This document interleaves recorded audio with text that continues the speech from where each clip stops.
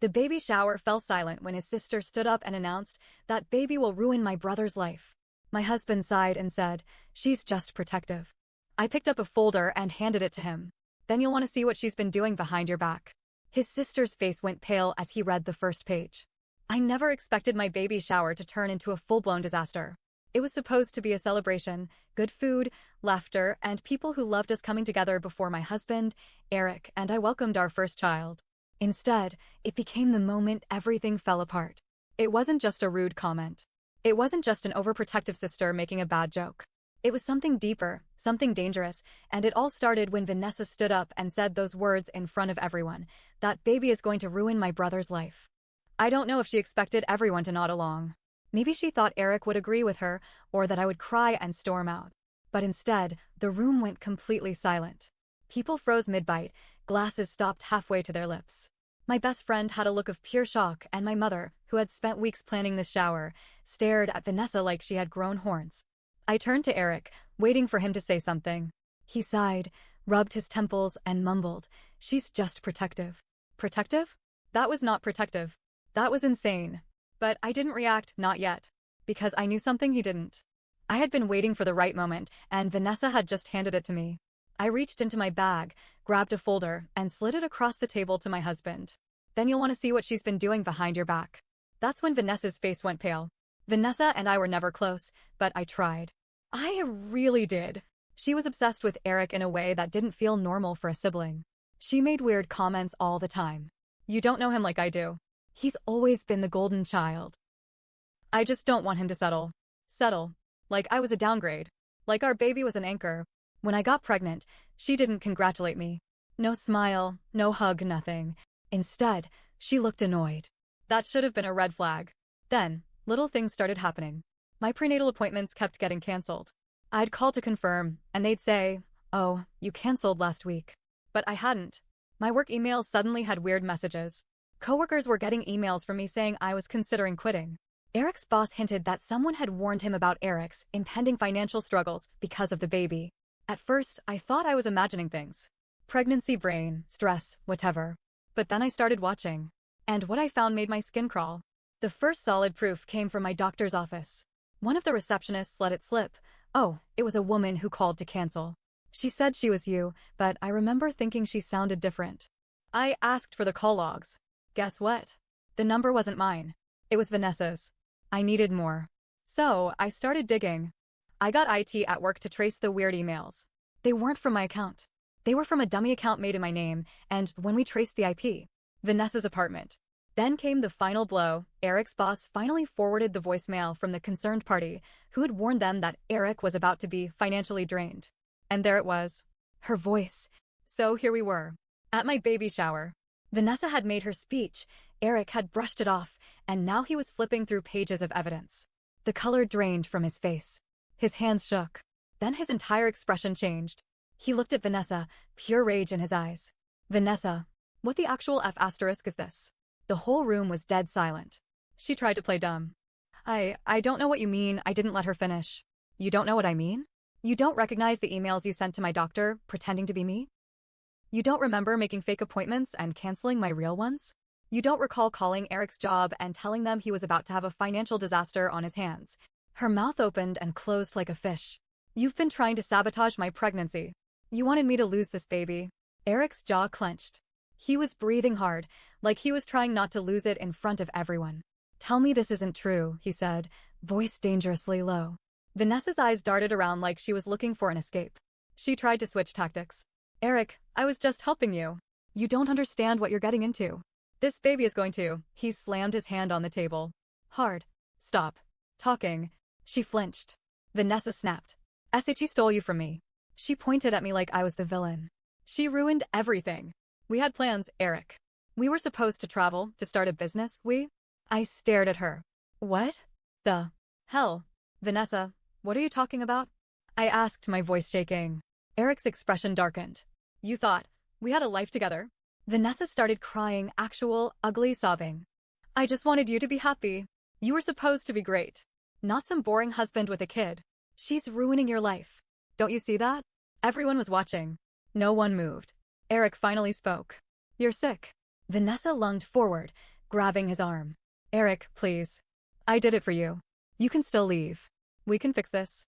He yanked his arm away like he had been burned. You're dead to me. She froze. Leave. She didn't move. Now, her face twisted with rage, but she had nowhere to go. No one defended her. No one told Eric to calm down. She had lost. And then, she ran out the door. The house was quiet. Too quiet. Eric hadn't spoken since Vanessa stormed out. He just sat there, hunched over the stack of evidence, gripping the pages so tight his knuckles were white.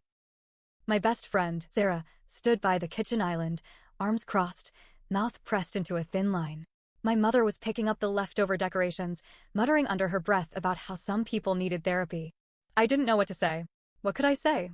Eric had just found out that his own sister had tried to sabotage his job, my pregnancy, and our entire future, and she had done it thinking she was saving him.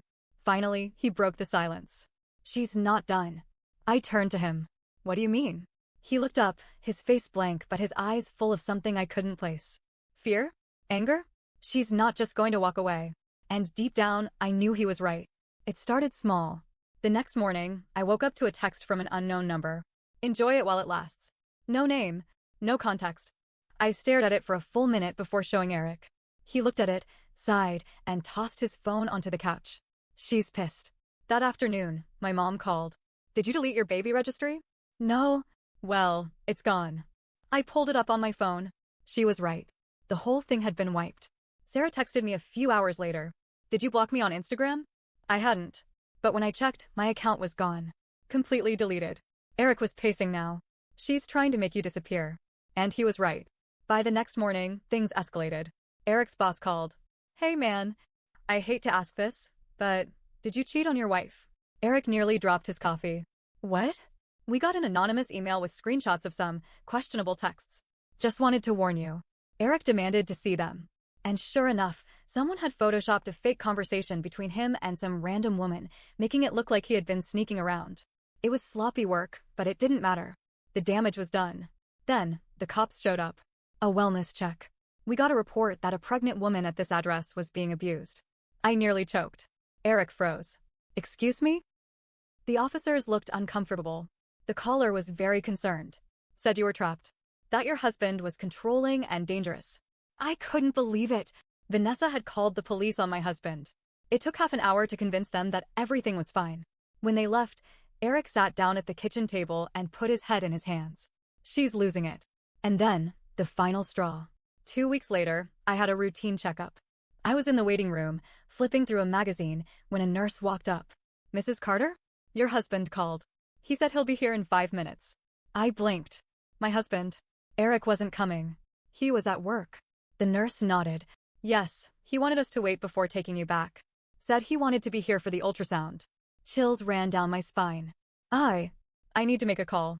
I stepped outside and immediately dialed Eric. Hey, babe, what's up? Did you call the hospital? What? No. Why? I turned and looked through the glass doors.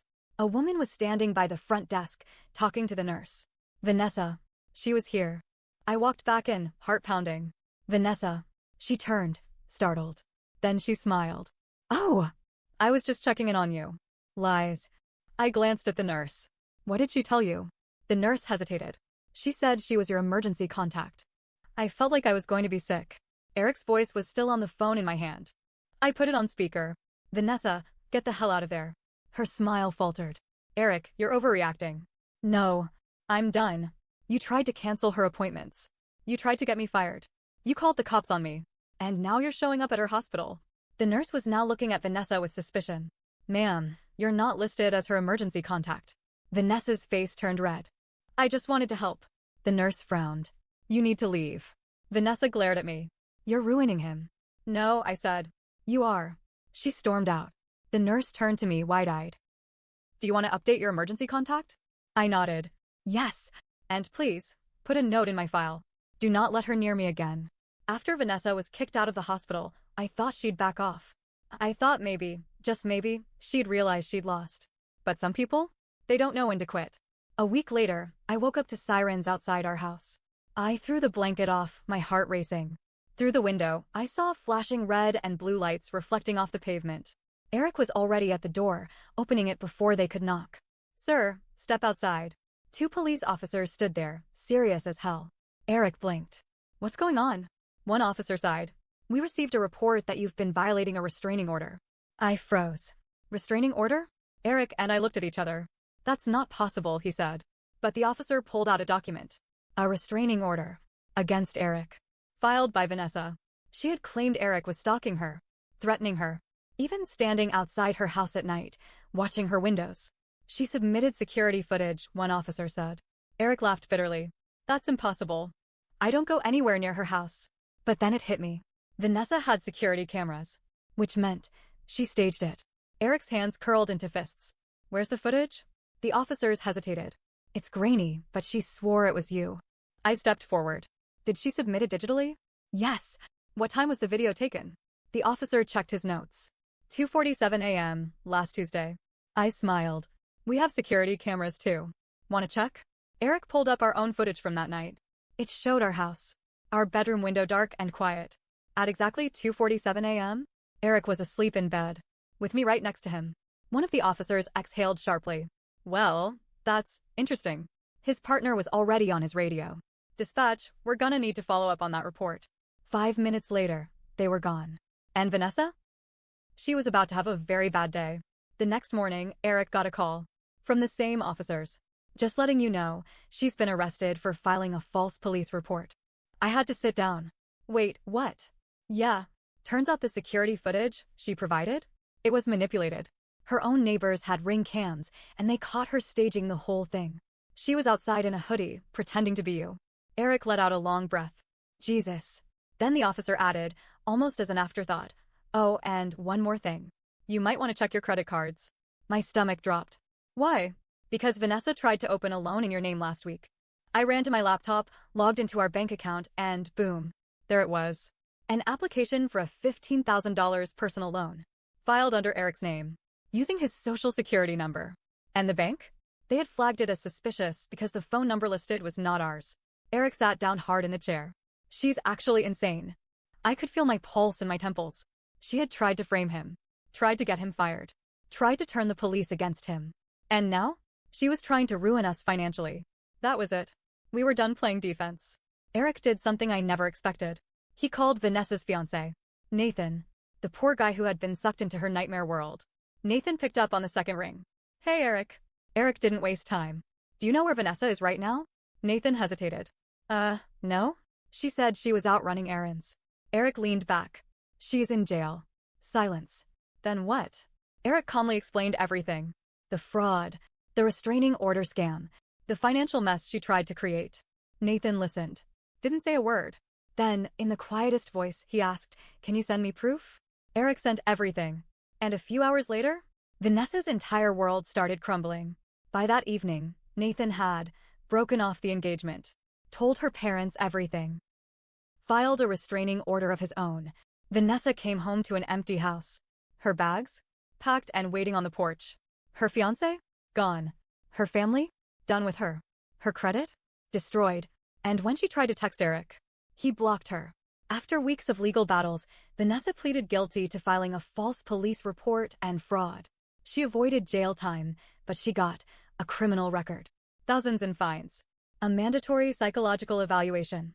Last we heard, she moved out of state. No one misses her. Eric kept his job. I gave birth to a healthy baby girl. And we moved to a new house.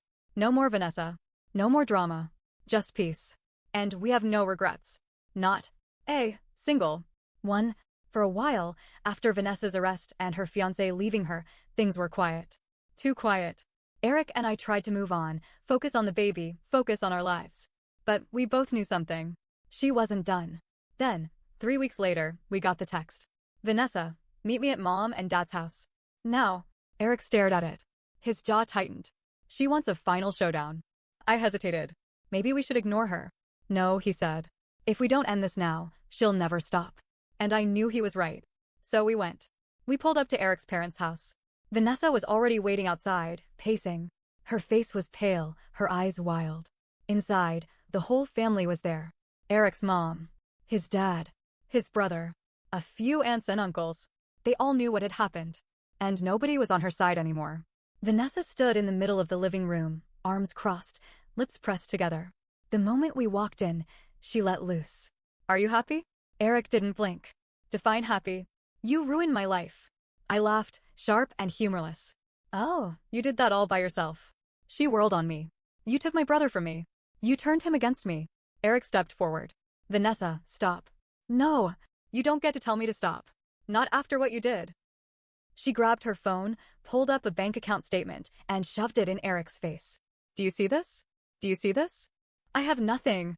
I lost everything because of you. Eric looked at her like she was a stranger. You lost everything because you tried to destroy my family. Her breathing was shaky.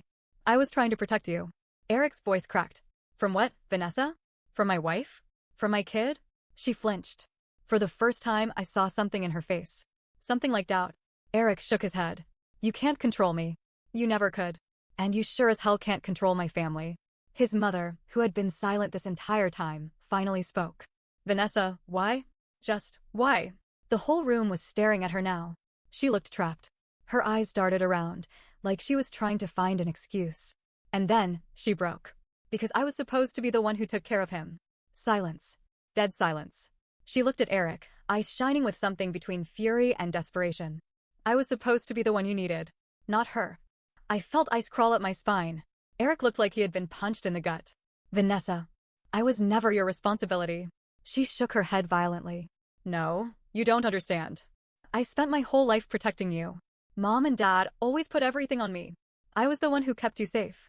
I was the one who made sure nobody hurt you. And then SHE comes along, she pointed at me, tears streaming down her face now. And suddenly I don't matter anymore. I saw it then. This wasn't about me. Not really. Vanessa wasn't just controlling. She was lost. Eric exhaled shakily. I love you, Vanessa. I always will. But you don't own me. She let out a choked sob. I don't know who I am without you. And for the first time, I felt something I never expected to feel for her. Pity. Eric's mom stepped forward, tears in her own eyes. You're our daughter. You're Vanessa. But you need help. And you need to stop hurting people before it's too late. Vanessa looked at all of us. At her parents. At her brother. At the family she had driven away. And for the first time, maybe ever, she looked ashamed. Vanessa didn't apologize that day. She just walked out. But she didn't fight anymore. The police case moved forward. She was sentenced to community service and court-mandated therapy.